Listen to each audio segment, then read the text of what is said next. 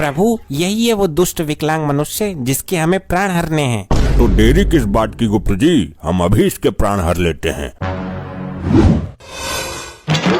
ये क्या गुप्त जी, इसके प्राण क्यों नहीं आए? प्रभु एक बार फिर से कोशिश कीजिए। गुप्त जी, हमारा यम इस बार भी खाली लौट आया। ये क्या हो रहा है प्रभु? लगता है इस यमपास की बुद्धि भ्रष्ट हो गई है। हे यमपास, इससे पहले हम क्रोधित हो जाएं, उसके प्राण हर के लाओ, ये आदेश है हमारा। ये क्या प्रभु की आज्ञा का उल्लंघन? असंभव, आश्चर्य। गुप्त जी, तुम्हारा ये लैपटॉप नामक यंत्र कब काम आएगा? जल्दी इसमें देखिए। जैसी आपकी इच्छा प्रभु। दुनिया को धोखा देने वाले इस विकलांग ने आज अपनी मृत्यु को भी धोखा दे दिया। प्रभु सब गड़बड़ हो गया, सब सत्यानाश हो गया। क्या हुआ, हमें स्पष्ट शब्दों में बताइए। प्रभु इस विकलांग मनुष्य की मृत्यु आज नहीं है, बल्कि आज से 4 दिन बाद डागा के हाथों है, और हम इसको लेने 4 दिन पहले ही आ गए। ये तो आपने बहुत बड़ा अनर्थ कर दिया। आप हर बार गलती कर देते हैं। प्रभु ये सतयुग के लैपटॉप हैंग बहुत होते हैं, हैंग होने की वजह से सब हुआ है। चलो फिर वापस चलते हैं, 4 दिन बाद आएंगे। प्रभु आप यमलोक के नियम भूल गए हैं। अगर हम एक बार पृथ्वी पर आ जाते हैं तो बिना प्राण लिए वापस नहीं जाते। अब हमें 4 दिन तक यहीं रहना होगा। यदि ब्रह्मदेव को पता चलेगा कि हम अकारण ही 4 दिन से पृथ्वी लोक पर भटक रहे हैं तो वो अवश्य क्रोधित हो जाएंगे।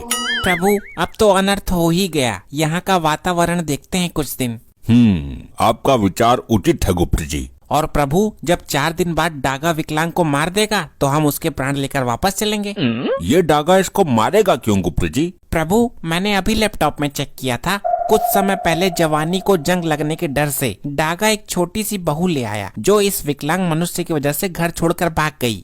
ऐसा क्या किया इस विकलांग मनुष्य ने? प्रभु डागा जब चोरी करता था तो ये विकलांग मनुष्य मौके का फायदा उठाकर उसके ससुराल में सारी बातें बता देता था।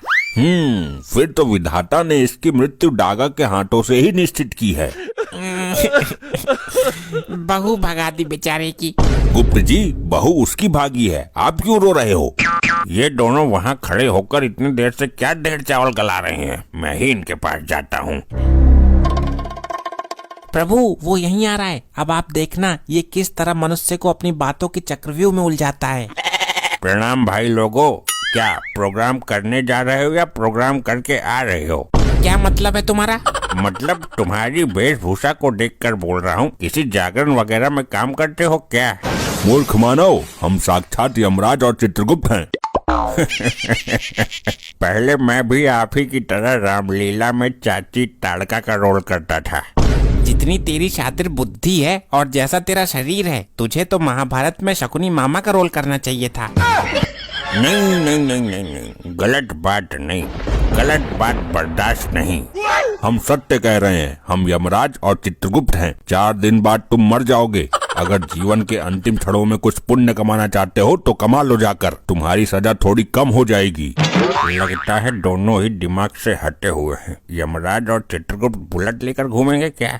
अरे जाओ जाओ, जाकर प्रोग्राम करो कहीं। प्रोग्राम तो तेरी मृत्यु के पश्चात तेरे घर पर तेरा ही का होगा, कपटी मानव।